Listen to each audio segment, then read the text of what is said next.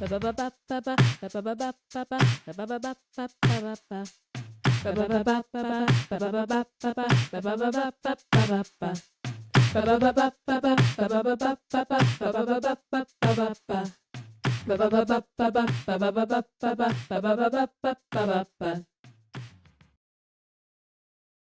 welcome to Up Your Nerd Cred. Did you used to know everything that was happening in the Marvel and DC universes? Did finding out that some superheroes are from Marvel and some are from DC blow your mind? Has keeping track of everything that's happening there, and then realizing that we're only talking about the comics universes, not the cinematic ones, and the different universes with their own multiversal crises have gotten a little bit out of hand? Well, don't worry. Up Your Nerd Cred is here to talk about the gods cosplaying as men, the men cosplaying as gods, and how much the cinematic universes are really leaving out. At the end of each episode, you'll hopefully know a little bit more than you did and get up your nerd cred. I'm your casual nerd host, CiCi. I'm debating going between Eternal Sailor Moon or Halle Bailey's Ariel for Halloween. And when I say debating, I really mean that I'm pretty much trying to figure out if it's worth taking the time to steam the various tool layers of my costume, or if I should just wear the costume that I got 2 years ago. Now, I do only have so much time left to get my kid to wear a matching costume with me, but he was already flounder. Okay, it's very difficult to be me, all right? Just off the rip. Anyway, as a reminder, listeners, we have shared custody of our expert hosts, A and Diaz, and so this episode is going to be a more casually focused one and less of a deep dive than we get with our expert episode. But clarifying the format does not mean that we're skipping out on the format altogether. So, podcast listeners, what are we nerding out about this week? Now, as always, we are nerding out about all kinds of things, okay? It does not have to just be heroes and villains. The sun isn't staying out past 6 p.m. in New York City, again, till March. Please do not give trick-or-treaters ramen. I have seen a lot of threads about this. Don't do it. I've also seen some interesting theories about what's happening with the East Wing demo. Side note, apparently the presidential bunker is down there. So, what are we nerding out about?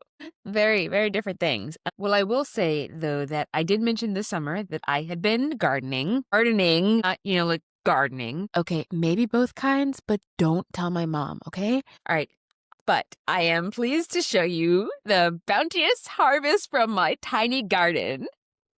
Look, it's a whole pepper. See? I technically have another small green one growing, but I wanted it to get a little bit bigger than a thumb before I picked it. But fun fact, this pepper started out as green, turned orange, and is now this gorgeous red. I was debating picking it when it was green and when it was orange, but you know what? I'm not gonna lie. I know for sure that it's ripe now. I'm not gonna lie. Also, most of my gardening attempts have not been really fruitful, shall we say. So I am very proud of my pepper, and I'm going to take a quick break to admire the produce that I have produced, and we will be right back to up your nerd cred. Welcome back. So today we're talking about the incomparable Catwoman. Now, she's been paired up with the Bat on a regular basis, and I feel like in many ways there is not enough energy spent on the recognition that she's actually just as much his intellectual peer, if not maybe a little bit smarter than he is. Yeah. So let's talk a little bit about Selina Kyle and why Bruce Wayne would be a fool to let her go, even though, honestly, it's not really his choice. So let's cycle back and do our formal introduction. Today we are talking about Catwoman, also known as Selina Kyle. Now, there are technically a couple of other women who wear the Catwoman mantle overall, but we are talking about OG Catwoman, Selina Kyle. So she was created by Bill Finger and Bob Kane, and she actually made her debut in Batman #1 in spring 1940. I do also think, though, that it is worth side-eyeing Bob Kane just a little bit, because now this is not in the comic books per se, but it's like a paraphrase of an interview that he gave.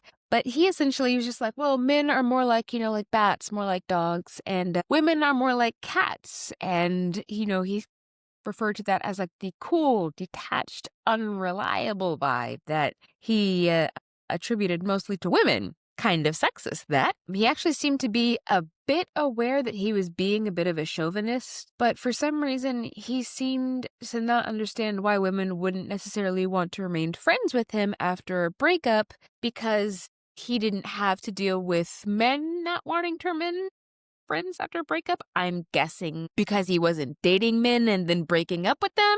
I don't know. I guess maybe it's the 90s, we had not quite figured out that women are people yet. And let's be honest, in 2020, there are some people who are still trying to work on that, but that's neither here nor there. Okay, so she was created, though, specifically to be a foil to the Bat, and boy, was she. Now, when you think of her now, right, you're thinking of like the latex catsuit, right? She's all slinky, she's all curvy, like you don't even really know where it is that she's able to hide the whip, because it is so tight. But when we were first introduced to her, though, we met her as the Cat, and she wore a dress and a cape, probably because Edna Mode hadn't come around yet to do all the designs. It's worth noting, though, she's never a henchwoman, and she's played by her own rules, and she's always been a legitimate rival for the Bat to fight, okay? She's tough, she's smart, she's strong, she's successful, and so obviously the CCA had to do something about it.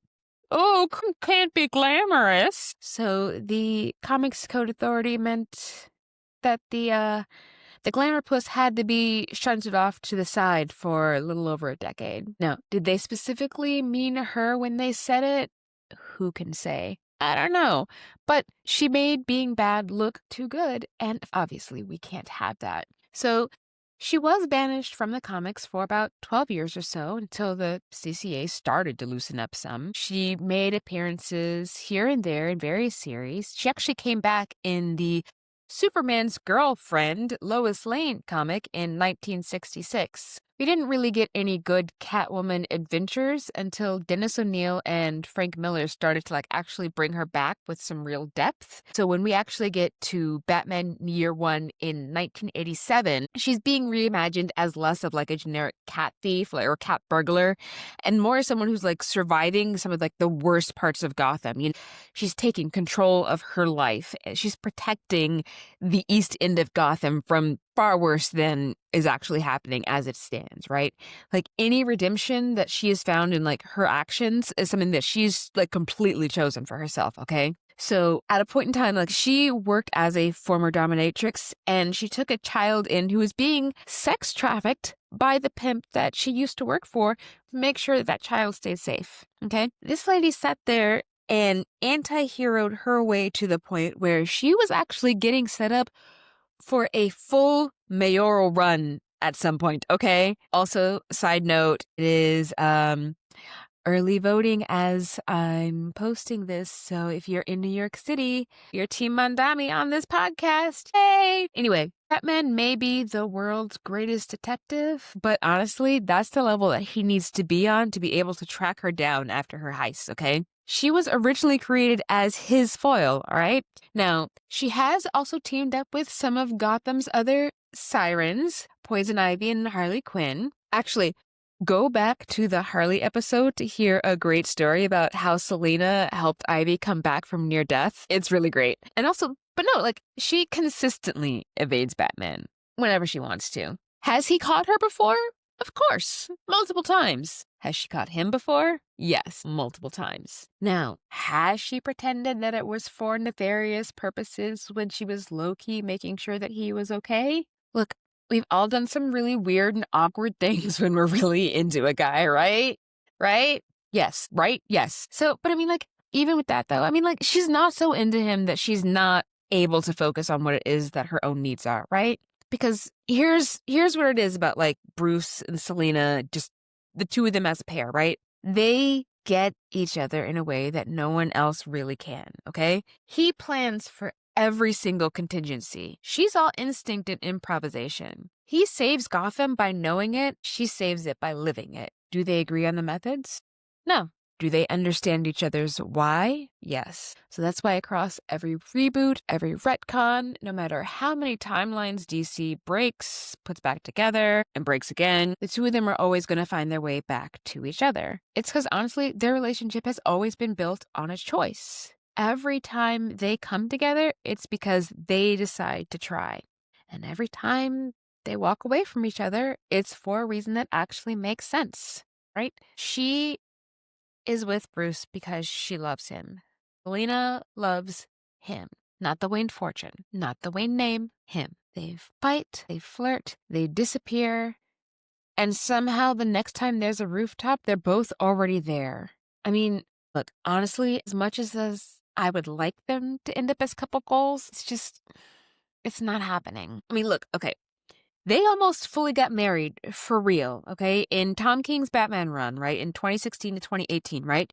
They were supposed to get married in issue number 50, all right? Alfred had the tux ready to go, okay?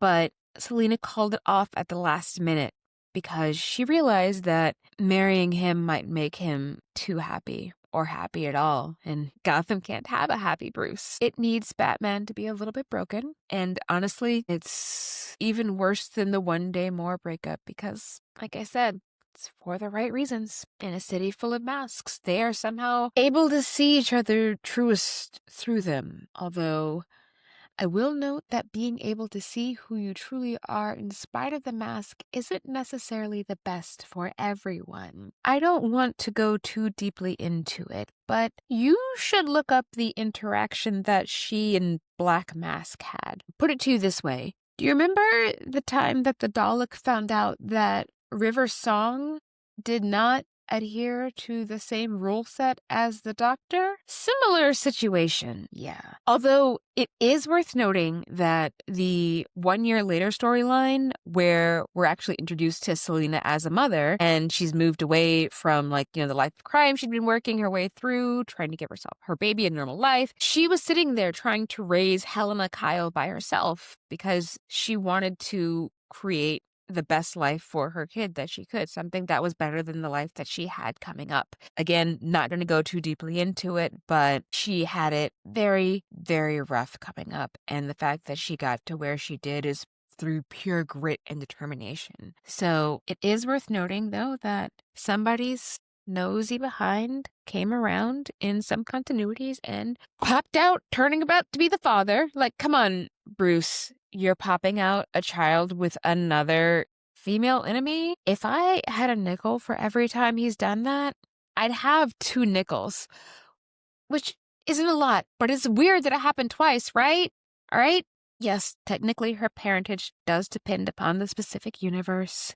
But there exists the one where Selina chose raising her kid by herself versus the aggressively rarefied 0.001% option as well. And I'm 100% here for it. So, but during that 1 year later storyline, though, she's trying to deal with having actually killed someone. It's implied that this is actually the first time that she has actually killed someone. And the juxtaposition of her, living with having brought Helena into the world and having taken Black Mask out of it has made for some really interesting storytelling. It's also really worth noting that Helena does grow up to become Huntress, and Damian Wayne is currently living his most Robin life. But I would say that Talia probably wasn't really nearly the mom that Selina was, just based on the fact that Helena, Kyle, Wayne, Bertinelli, again, depends on the continuity, but either way, that lady was not nearly the brat that Damian tends to be written as. Is it because we tend to see her as more of like a young adult, more so than tween Damian? That's irrelevant. I'm not going to worry about it right now. Stop. So, yeah, whenever it is that I'm talking about how Selina has really shown herself to be the equal of the Bat, it's really worth noting that she's had a full journey. She's gone from thief to antihero. She's built a full life. She built one with depth, with love, with consequences. She grew past being just what it was like to be a femme fatale and a pretty foil for Batman, and was actually really more of a mirror of what Gotham truly is. It's flawed, it's fierce, it's fighting, Because, I mean, even when people wander off to Bloodhaven, they kind of all come back to Gotham. No one ever really leaves Gotham. So, on that note, we're going to take a quick break and we will be back for our thrilling conclusion. So, welcome back to our thrilling conclusion and the eternal question. Which half of this couple is dating up, Bruce or Selina?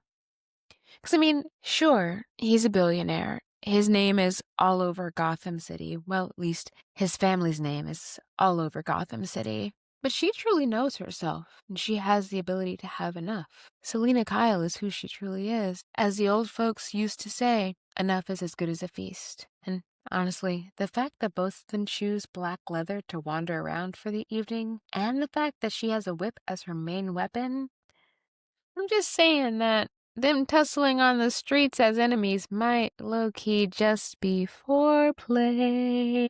But unfortunately, everything on your calendar cannot be barely veiled innuendos. So let's add a few things for you to put onto it for this week's debuts and premieres and anniversaries.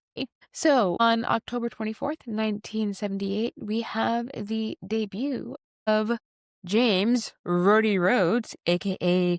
War Machine. I'm not gonna lie, I do like the Don Cheadle version better than the Terrence Howard version. Sorry about it, man. So we also had October 26, 2011, we had an X-Men Schism. If you go back and see our Cyclops and Wolverine episode, you'll be able to hear more about that. Howard the Duck debuted October 28, 1975. Fun fact, my sister debuted, actually it's like 3 years later, so never mind. And The Punisher debuted October 30th, 1973. So Prank Castle has been out here cracking skulls for a while, which quite appropriate for the Halloween season. Also, as I'm speaking of it, I hope everybody has a wonderful Halloween weekend next week. Because guess what? It's the High Holy Gays. And AM and I are taking the week off to make sure that we're good on costumes for the week, okay? Now, I don't have the body paint commitment that he does, but I actually have to convince a toddler to match mommy. Actually, no, convincing the toddler will be way easier than husband guy because my kid can't actually pick his costume or form a long enough sentence to say, no, mommy, I don't want to dress up as Flounder again.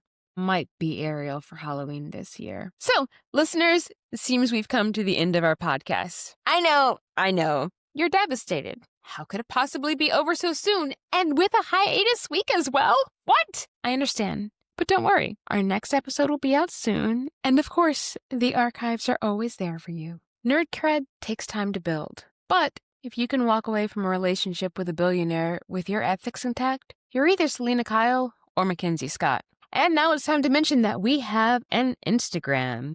It's at Up Your Nerd Cred Pod. We are on Apple and Spotify and YouTube, and we are working on expanding your reach. If you like the episode, make sure to like and share and subscribe, especially if you're trying to up your nerd cred. If you're looking for me across platforms, I am at Kira C. Davis. If you want to send the really good fan art, send it to my co-host at amdiaz_art. And also, please make sure to get your friends to also like and subscribe to the pod, and your family and your coworkers that you trust not to be weird about listening to the same podcast as you, and that one person on the bus. Good night, everybody.